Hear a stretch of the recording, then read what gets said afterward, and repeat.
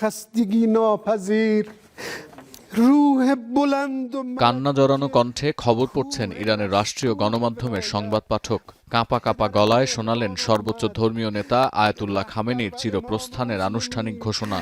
হযরত Ayatollah উযমা Syed Ali Husaini Khamenei در راه سربلندی ৩৬ বছরেরও বেশি সময় ধরে ইসলামী প্রজাতন্ত্রের সর্বোচ্চ নেতার দায়িত্ব পালন করেছেন খামেনি।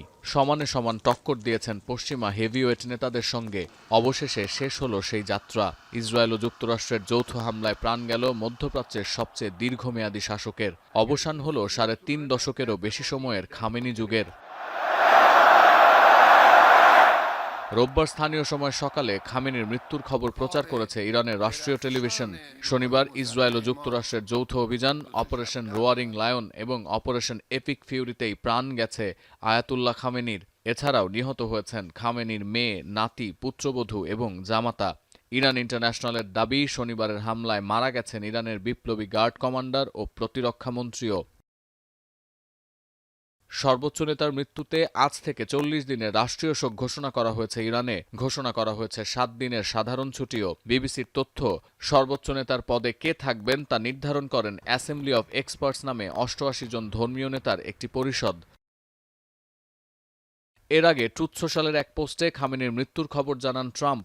এরপর সিবিএস নিউজকে টেলিফোনে দেয়া সাক্ষাৎকারে জানান, কে হতে যাচ্ছেন ইরানের পরবর্তী সর্বোচ্চ নেতা এর আভাস পেলেও এখনই কিছু জানাতে রাজি নন তিনি। আর নির্বাসিত যুবরাজ রেজা পাহলভির মন্তব্য, স্বাধীনতার খুব কাছে ইরান।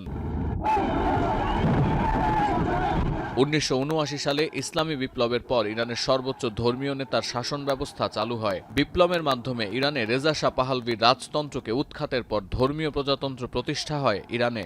এখনো পর্যন্ত ২ জন সুপ্রিম লিডার বা সর্বোচ্চ নেতা পেয়েছে তেহরান।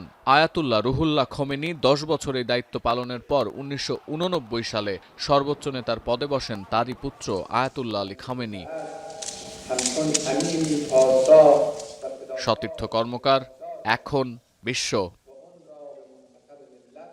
কালার এক্সপার্ট এবং ডার্ক স্যাপ সমৃদ্ধ অরিক্স অ্যাডভান্স ডিটারজেন্ট পাউডার, আপনার লন্ড্রি এক্সপার্ট।